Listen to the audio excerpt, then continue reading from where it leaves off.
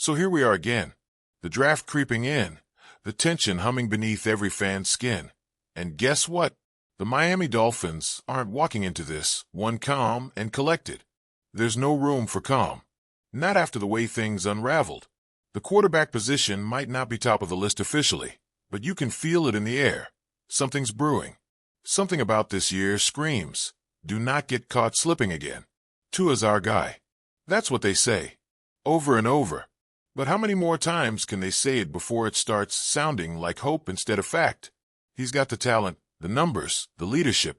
Yeah, but he's also got that history. The kind you don't just shake off. Every time he takes a hit, every time he's slow to get up, there's that split-second silence. That silence says everything. And now Zach Wilson is in the room. The so-called insurance policy. A one-year rental, really. That's all he is. There's no long-term comfort there, no safety net. Just a guy with something to prove. And a team that can't afford to gamble again. You think they forgot last season? No one forgets that kind of collapse. The playoffs slipping away, one injury at a time, and no plan be worth writing home about. That doesn't go unnoticed. Not by the fans. Not by the front office. That's why, this time, there's heat around the idea of grabbing a QB early. Not round one. Greer's been clear enough on that. We have our starter, he said, like that settles anything. But even he's not foolish enough to pretend they're all set.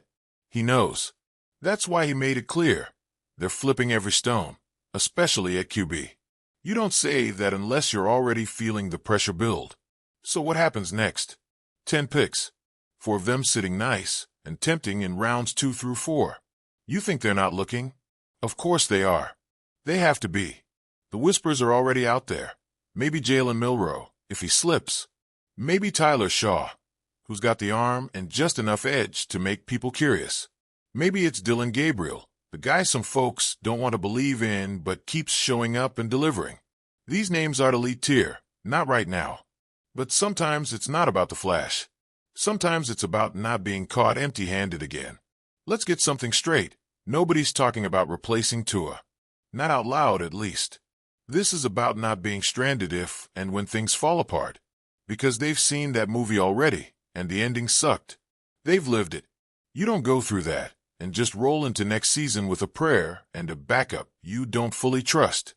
And here's the kicker. Miami hasn't drafted a QB in the second round since 2009. That was Pat White. Before that, Chad Henne in 08. John Beck in 07. You seeing the pattern? It's been a long time since this franchise put real effort into building QB depth through the draft. Too long. They've been coasting, relying on Band-Aids and hope. Maybe this is the year they finally wake up.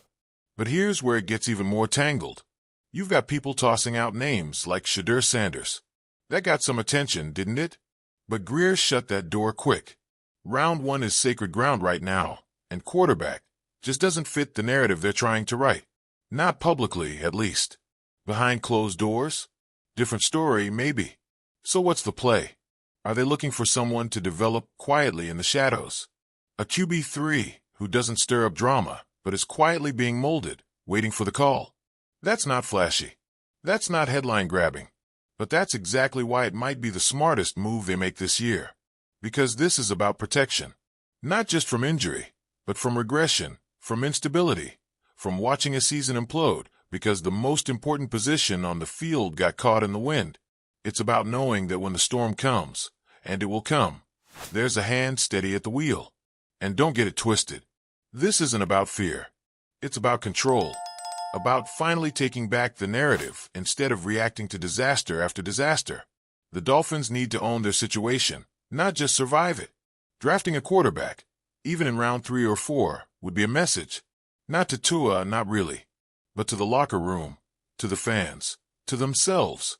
A message that they're not going to be that team anymore. The one that folds under pressure. The one that hopes instead of plans. The one that believes depth is optional. So who's it going to be? Is there a name already circled on Grier's big board? A hidden gem no one's talking about? Could be. That's the thing with this draft. There's always that moment, somewhere in the 3rd round, maybe late in the 4th, where the pick drops and everyone tilts their head. Huh, didn't expect that. And then it starts to make sense. Quietly, piece by piece. They've got 10 chances to get this right. 10 picks to patch holes, to prepare for the worst while aiming for the best. But if they walk out of this draft without a quarterback, if they dare run it back with Tua and Wilson and a shrug, they'll feel it. Maybe not in September, but when it counts. When it's 3rd and long and the guy under center isn't the guy they built around. When it's week 14 and the margins are razor thin. That's when it'll hit. You don't need a crystal ball. You just need a memory. And if the front office has been paying attention, really paying attention, they know what has to be done. Because the quarterback question, it's not going away. Not this year. Not ever.